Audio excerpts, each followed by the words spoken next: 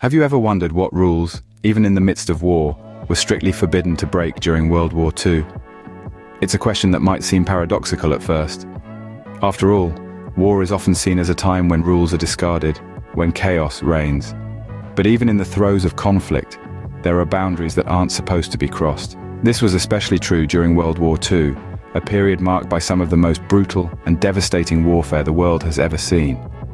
Amidst this, the Geneva Conventions, a series of international treaties, sought to impose some semblance of humanity. These conventions laid the groundwork for what we now know as war crimes, actions so heinous they were deemed unacceptable even in battle. So, what were these forbidden rules? How did they shape the course of the war and the world as we know it today? Join us as we delve into the 5 forbidden rules during World War II. The first forbidden rule we'll discuss is the prohibition of killing civilians.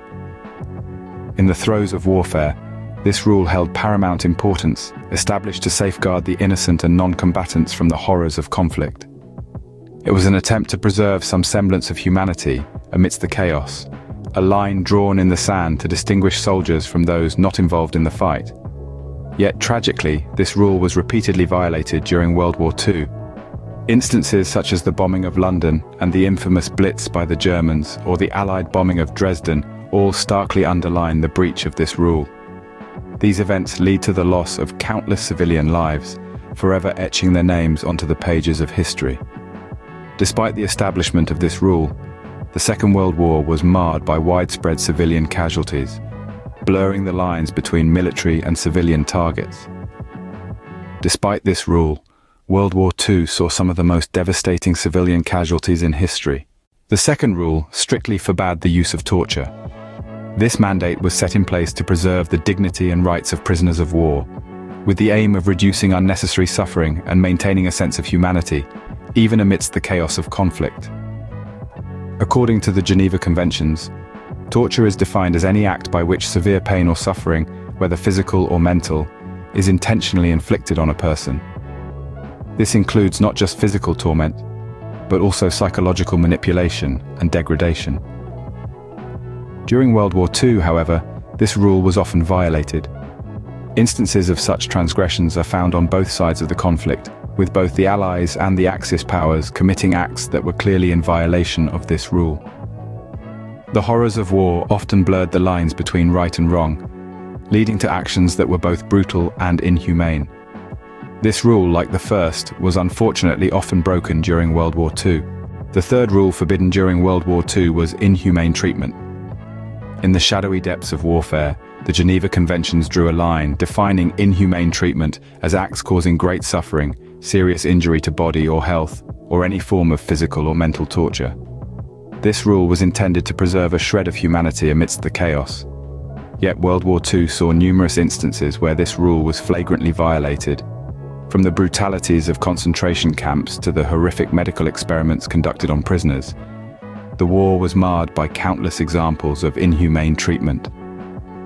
The freezing experiments in Auschwitz, the vivisections in Unit 731, and the forced labor in the gulags are just a few instances that paint a chilling picture of the depths humanity can sink to in times of conflict.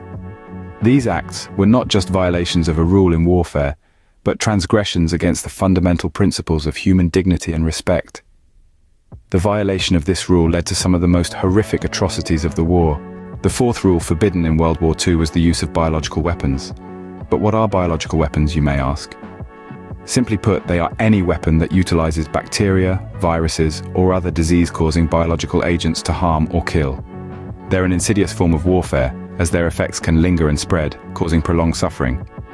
The prohibition of these weapons was in place due to the horrific potential for mass casualties and the lingering effects of disease and death. The Geneva Protocol of 1925, which most nations adhered to, explicitly prohibited the use of biological and chemical weapons in warfare. During the course of World War II, there were no widely recognized instances of biological weapons being used. However, the fear of their potential use was ever present, shaping strategies and fostering an environment of paranoia and fear. While there were no reported uses of biological weapons, the threat of their use had a significant impact on the war. The final rule we'll discuss is the prohibition of killing prisoners of war. This rule was established to preserve the sanctity of human life, even amidst the chaos of war. It's a principle firmly rooted in the Geneva Convention, an international agreement designed to protect those who are no longer participating in the hostilities, including prisoners of war. Now let's cast our minds back to World War II. Shockingly, this rule was violated on numerous occasions. Some instances include the infamous Bataan Death March in the Philippines and the brutal treatment of prisoners in Siberian work camps. These instances serve as grim reminders of the depths humanity can sink to when the fog of war descends. It's important to remember that these rules were designed to maintain a semblance of humanity in the most inhumane of circumstances. Despite these rules, World War II was a time of great cruelty and disregard for human life. These 5 forbidden rules were put in place to protect human dignity, even in the midst of war. Each rule holds a mirror to humanity, reminding us of the thin line that separates us from brutality. The prohibition of killing civilians underlines the sanctity of innocent lives. The rule against torture reflects our commitment to uphold justice and dignity. The ban on inhumane treatment is a testament to our capacity for compassion, even in hostility. The interdiction of biological weapons signifies our recognition of the devastating power of science when misused. And the rule against killing prisoners of war underscores the value we place on life, even of an enemy. World War II saw these rules violated, with dire consequences. Those transgressions serve as stark reminders of the depths to which humanity can sink when we forget our shared values. As we remember World War II, let us also remember these rules and their significance in protecting human rights even during times of conflict.